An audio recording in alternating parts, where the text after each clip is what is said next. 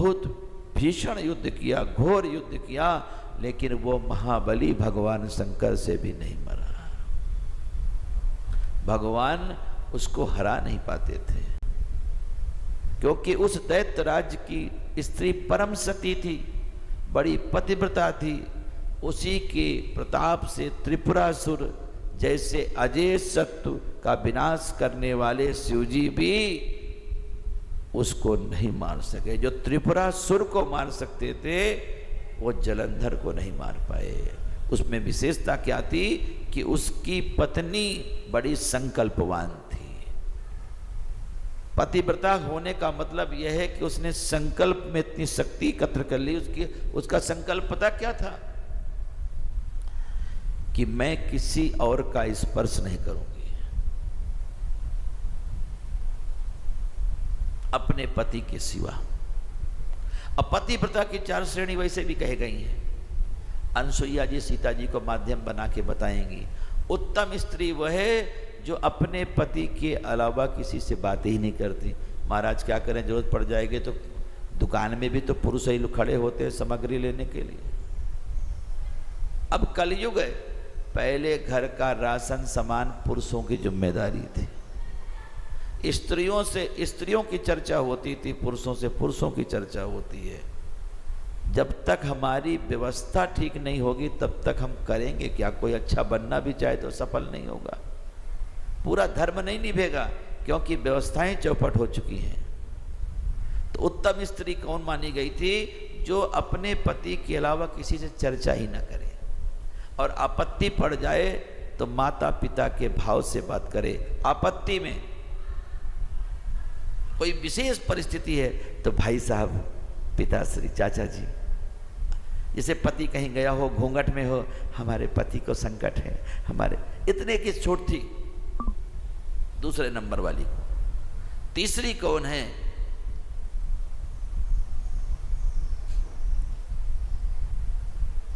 जो अवसर न मिलने के कारण पतिव्रता बनी है कि लोग क्या कहेंगे, हम उनसे बात कर रहे हैं, इनसे बात कर रहे हैं, इसलिए वो अपनी मर्यादा में है। और चौथी, भय के कारण। ये श्रेणियां हैं, उसको क्या मतलब है दूसरे से? तो ये श्रेणी बताई गई। वो इतनी उच्च कोटि की थी कि उसके लिए संकल्प ले लिया था कि किसी का स्पर्श ही नहीं करूंगी।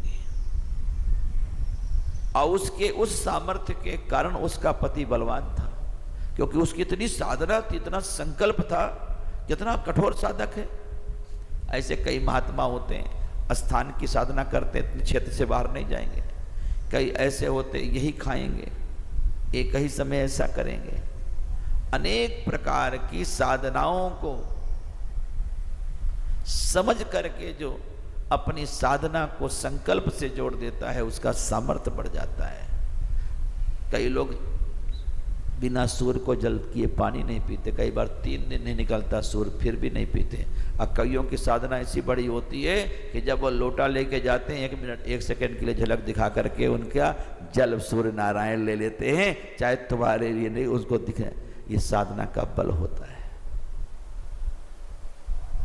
तो यहां पर बताते हैं कि ऐसी अद्भुत स्त्री थी वो। अब वो थी कौन पता है? कालनेमी की बेटी थी।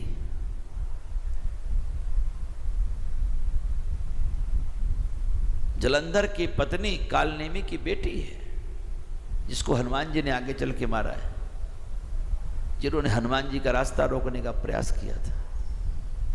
ऐसी साधिका थी। उसका पिता भी बड़ा ऊंचा साधक था, बेशक राक्षस था, लेकिन साधना थी उसकी। उसने रावण को भी समझाया था कि पता है हनुमान कौन है?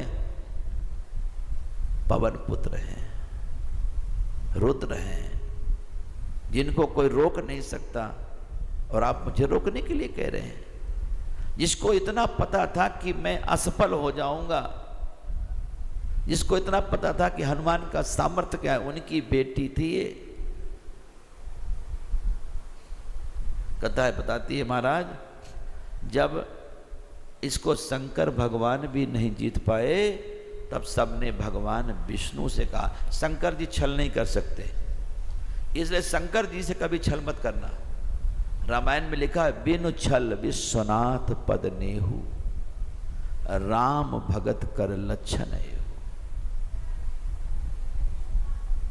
शंकर जी भोले हैं, जो सीधा व्यक्ति हो उसे कभी धोखा मत देना, नहीं तो भगवान नहीं छोड़ेंगे आप। भगवान शंकर ने कहा, देखो हम लड़ाई तो कर सकते, मार काट कर सकते, लेकिन छल नहीं कर सकते। भगवान विष्णु कहा, चलो एक डिपार्टमेंट तो हम ही हमारे पास ही है। उनने विष्णु भगवान ने कहा, यह डिपार्टमेंट छल भी इसलिए किया है कि अगर उसके साथ छल नहीं होगा तो कितनों को परेशान करेगा। एक गलती से अगर समाज को सही दिशा मिलती है तो वो एक गलती भी समाज को अच्छी दिशा दे रही है। भगवान विष्णु ने छल करने वाली गलती अपने जीवन में ली, और भगवान विष्णु ने क्या किया? जलंधर का रूप धारण किया। भगवान ने इधर जलंधर युद्ध कर रहा था, इधर भगवान विष्णु को लगा कि जब तक यह युद्ध करेगा तब तक उसकी पत्नी का चिंतन युद्ध की ओर होगा, और जब युद्ध करके आने लगेगा तो प्रतीक्षा करेगी। अब प्रतीक्षा करेगी तो फिर प्रतीक्षा अंतिम भक्ति होती है। अब प्रतीक्षा करने वाला सोच नहीं पाता, जल्दी से भूख लगी हो ना, लाओ जो है।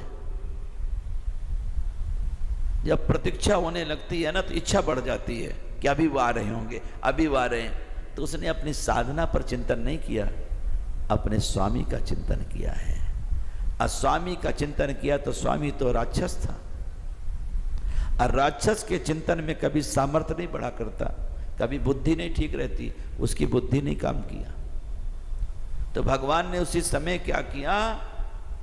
जलंधर का भेष बनाया, और भगवान अपने मस्तक में पसीना दिखा रहे हैं, और जाकर के लेट गए। उसको लगा मेरे स्वामी थक करके आए हैं, ये मेरा परम धर्म है कि अपने स्वामी की थकान को दूर करूं।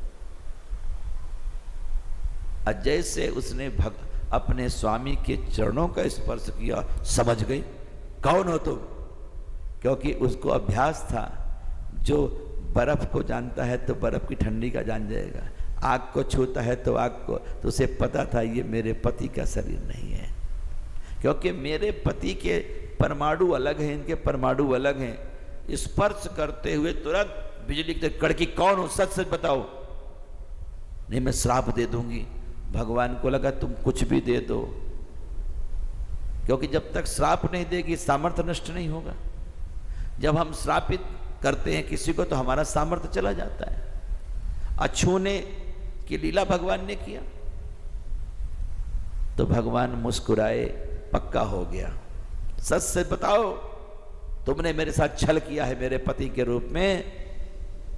भगवान का वास्तविक रूप कहा, जाओ मैं तुम्हें श्राप देती हूं, तुम शालिग्राम बनोगे, गंडकी नदी में पड़े रहोगे,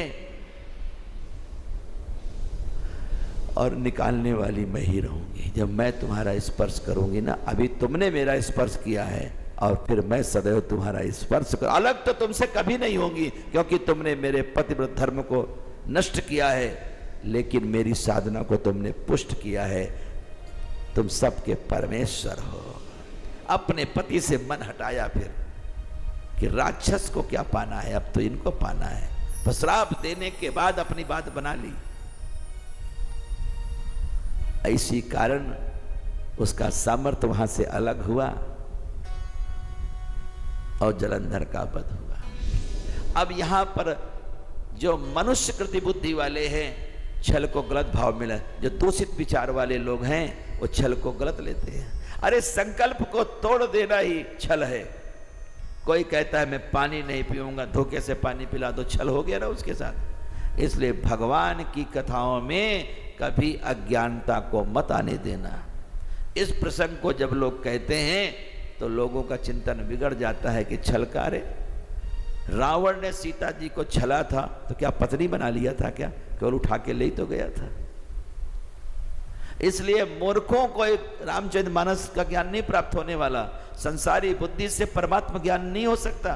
परमात्मा के लिए तो पहले अपने मन को पवित्र रखना पड़ेगा, क्योंकि भगवान राम कहते हैं निर्मल मन जन सो मोहि पावा।